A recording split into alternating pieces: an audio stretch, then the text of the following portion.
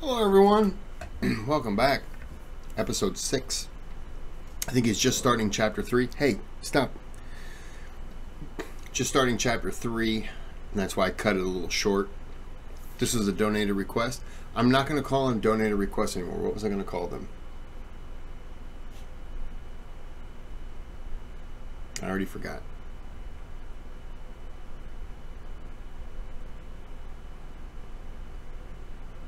I already forgot. I thought about it yesterday. And apparently it wasn't. Oh, that's what it was. If you're donating to the channel through the thanks button and you give me a video, I'm no longer going to say a donated request. I'm going to say this video was sponsored by. And you're now the sponsor. So how about that one? So there you go. So this video was sponsored by YouBuyWeRush. What does a new Muslim need to know about? I always butcher it, but it's Tawhid and intentions. This is part 6, and we'll get into. I already said about the thanks button. Subscribe if you'd like to. Give a thumbs up, bare minimum. I've got dinner over here, so I'm going to be kind of listening and snacking at the same time. All right, let's get into it. الحمد لله نحمده ونستعينه ونستغفره ونعوذ بالله من شرور أنفسنا ومن سيئات أعمالنا من يهده الله فلا مضل له ومن يضلل فلا هادي له وأشهد أن لا إله إلا الله وحده لا شريك له وأشهد أن محمدا عبده ورسوله. Our praises for Allah, we praise Him, we seek His aid and we seek His forgiveness. We seek refuge with Allah from the evils of our souls and from our wicked actions. Whomsoever Allah chooses to guide, then no one can misguide. And whomsoever He chooses to misguide, then there is no one who can guide. And I bear witness that none has the right to be worshipped in truth except Allah. He is alone without any partners. And that Muhammad sallallahu alaihi wasallam is His servant and final messenger.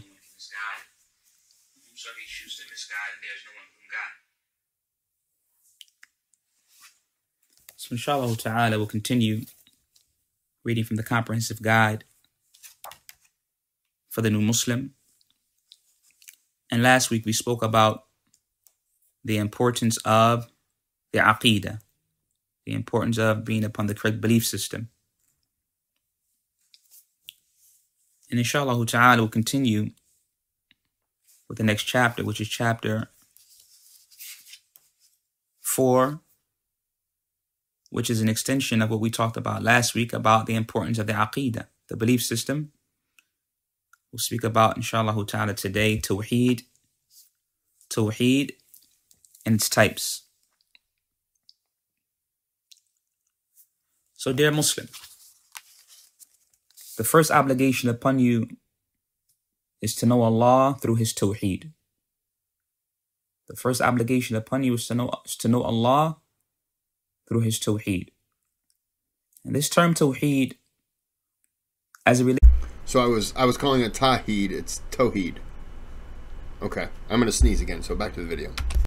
Relates to the aspect of the Arabic language, it means to make something one. To make something one. And Islamically, when we say Tawhid, as it relates to the religion of Islam, Islamically, Tawhid, it means Ifradullah bil-ibadah. It means to single out Allah with all acts of worship. It means to single out Allah with all acts of worship. And Tawheed, the scholars, they mention, is of 3 types. And these 3 types, they're all found in the book of Allah subhanahu wa ta'ala. When the scholars, when they looked at the Quran and they looked and examined the different types of Tawheed mentioned in the Quran, they saw it to be, or they saw that it did not go outside of 3 types. And this is where we get this categorization of Tawheed from. So Tawheed is of 3 types. 3 types of Tawheed. And inshallah ta'ala, I want the new Muslim to memorize each type of Tawhid, each category, not just the name, but likewise the meanings. What is meant by each type of Tawhid. And inshallah ta'ala, this lesson will go over each type bi'idhnillahi ta'ala, if Allah wills. So the first type of Tawhid is known as Tawhid al-Rububiyyah. Tawhid al-Rububiyyah, or the Tawhid of Allah's Lordship. The Tawhid of Allah's Lordship. And this means to have belief that Allah is the sole creator of everything, and that He controls and disposes of all affairs in the heavens and earth and in the universe and all that is in between them. Or one can say that it is to single Allah out in His actions. So again, Tawheed al-Rububiyyah, Tawheed of Allah's Lordship. This means to have belief that Allah is the sole creator of everything. Allah is the sole creator of everything created. And He's the controller of those things. He's the one who disposes of all the affairs in the heavens and the earth, and everything that is in between them. He's in control of all of that without any partners.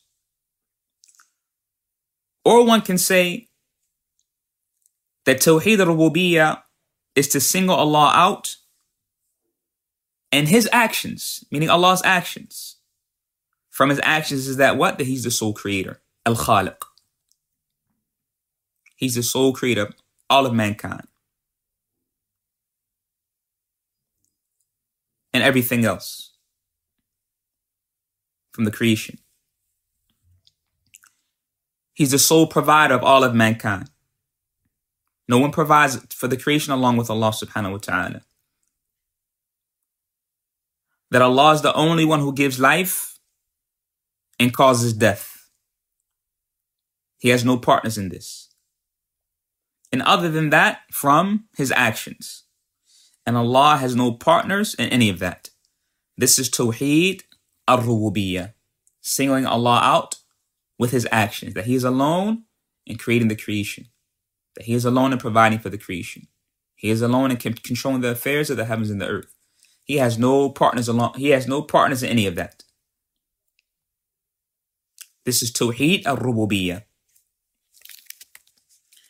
However, affirming this type of Tawheed, Tawheed al-Rububiyyah, this first type, is not sufficient for one to enter into the fold of Islam and to be a Muslim. Why is this? The disbelievers in the time of our Prophet Muhammad sallallahu alaihi wasallam, they themselves acknowledged this type of Tawheed. They acknowledged this type of Tawheed and they believed it. However,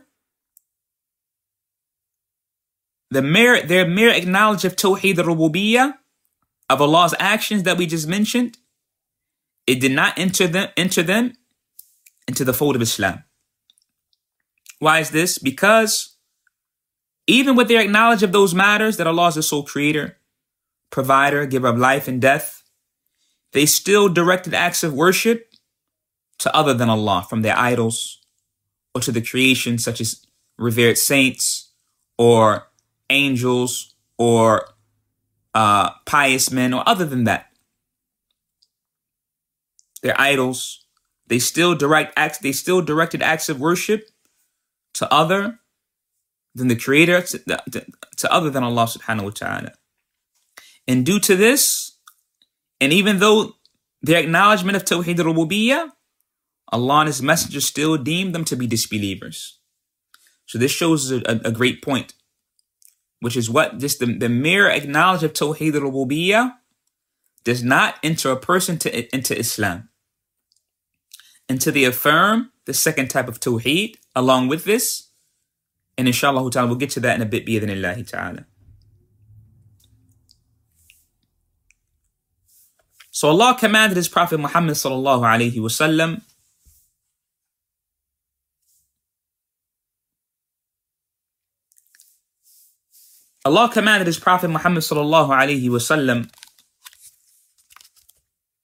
to say to these disbelievers, as it comes in the Quran, Surah Yunus, and other places in the Quran, such as Surah Mu'mineen, قُلْ مَنْ يَرْزُقُكُم مِّنَ السَّمَاءِ وَالْأَرْضِ أَمَّنْ يَمْلِكُ السَّمْعَ وَالْأَبْصَارِ وَمَنْ يُخْرِجُ الْحَيَّ مِنَ الْمَيِّتِ وَيُخْرِجُ الْمَيِّتَ مِنَ الْحَيِّ وَمَنْ يُدَبِّرُ الْأَمْرَ فَسَيَقُولُونَ اللَّهُ فَقُلْ أَفَلَا تَتَّقُونَ. Say to these individuals, O Muhammad, who provides for you from the heavens and the earth? Who is it that controls the hearing and the sight? And who brings the living out of the dead and brings the dead out of the living? And who arranges every matter? Who controls all of the affairs? Then they will surely say Allah.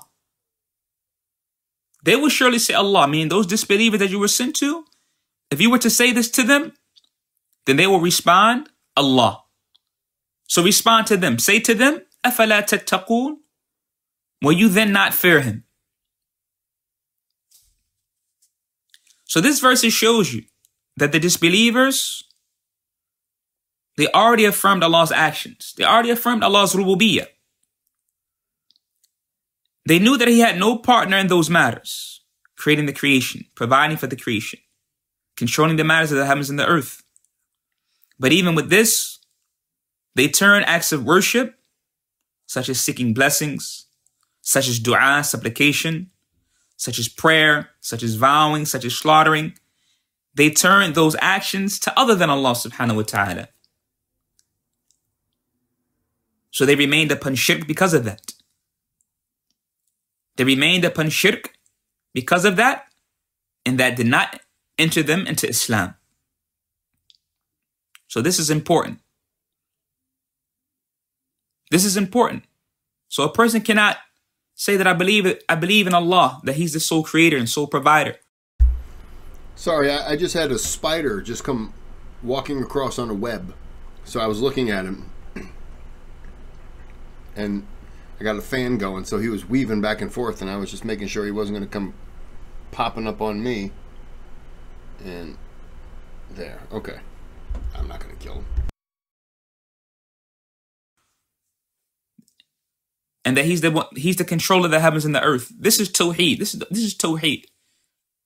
But then you find them, for example, they go to a person in the grave and they supplicate to them, or make a vow or offering or slaughtering for that person inside the grave. And then they say that this is Islam, or I'm a Muslim. La.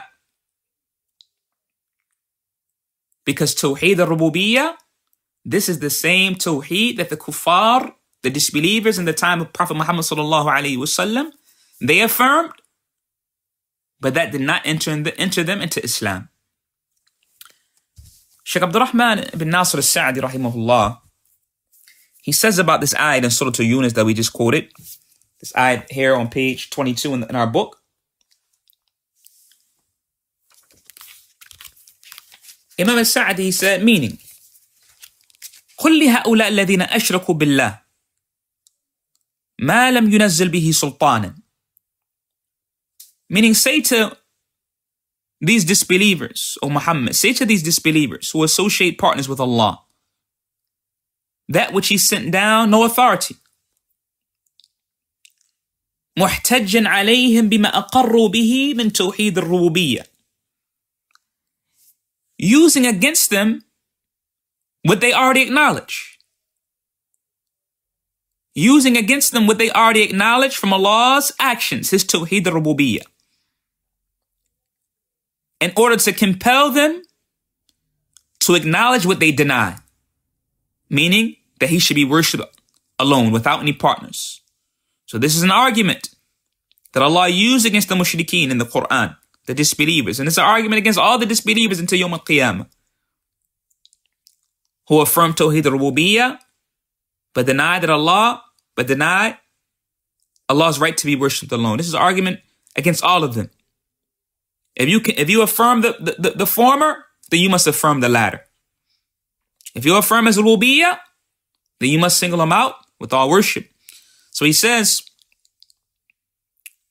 محتج عليهم بما أقروا به من توحيد الربوبية, using against them what they already acknowledge from Tawhid al-Rububiyyah, from Allah's actions, His Rububiyyah, His Lordship, to compel them to acknowledge what they deny from His uluhiyyah, from His sole right to be worshipped alone, which is the second type of Tawheed. We'll get to that in a bit. Say to them, مَنْ يَرْزُقُكُم مِّنَ السَّمَاءِ وَالْأَرْضِ, who provides for you from the heavens and the earth. Who provides for you from the heavens and the earth? Imam al-Sa'di says, بإنزال الأرزاق من السماء وإخراج أنواعها من الأرض وتيسير أسبابها فيها. Sending down rain and causing various types of provisions to grow from the earth. Now, when Allah sends down the rain is one, the earth is one, but look at the different types of provisions that grow from the earth. Wheats, grains, corns, vegetables, fruits, other than that. Now, so this is something they affirm. This is something every disbeliever will affirm. There's no way to deny it. There's no way to deny it. أَمَّنْ يَمْلِكُ السَّمْعَ وَالْأَبْصَارِ, who is he that controls the hearing and sight? Meaning what? أي من هو الذي خلقهما وهو مالكهما. Who created the hearing and the sight within you? The two eyes that you have. The blessing of hearing that you have. Who created that? No one from mankind created that. Only Allah. And Allah specifically mentioned وَخَصُّهُمَا بِالذِّكْرِ مِنْ بَابِ التَّنْبِيهِ الْمَفْضُولِ بِالْفَاضِلِ وَلِكَمَالِ شَرَفِهِمَا وَنَفْعِهِمَا. Allah mentioned the hearing and the sight due to the extreme blessings of these two senses. So what about anything less than them? If Allah created within you the hearing and the sight, something that is, if it's taken from you, you can't get it back, then all the more He created that which is less than that, from limbs and other than that. وَمَنْ يُخْرِجُ الْحَيَّ مِنَ الْمَيِّتِ, and who brings the living out of the dead? And who brings the living out of the dead? Meaning what? كإخراج أنواع الأشجار والنبات من الحبوب والنواة. Meaning, look how Allah, for example, causes various plants and trees to emerge just from seeds that's planted. Just from seeds that are planted. They come to life, becoming trees and becoming plants by which the people they benefit from. Sorry, I was trying to pause it. I feel like this part, he kind of rehashed on things like who did this, and I don't know. Maybe it just feels like the end. He was going back and repeating what he had said before. I'm sure there's a point to it because he has the video. But I'm going to end this one here. And we'll come back with part 7. I got to get a drink.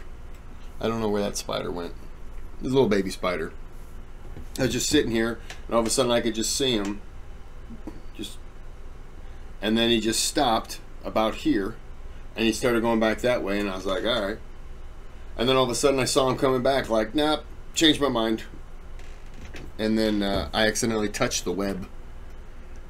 So I was just trying to get him across the screen. But he's good now, wherever he is.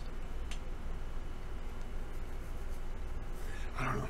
All right, I didn't say much because there wasn't really much for me to say. So I didn't have any questions. Just felt like he was talking, repeating things a lot the last 5 minutes or so. But anyways, we're going to move on to part 7. But until then, have a good day, have a good night.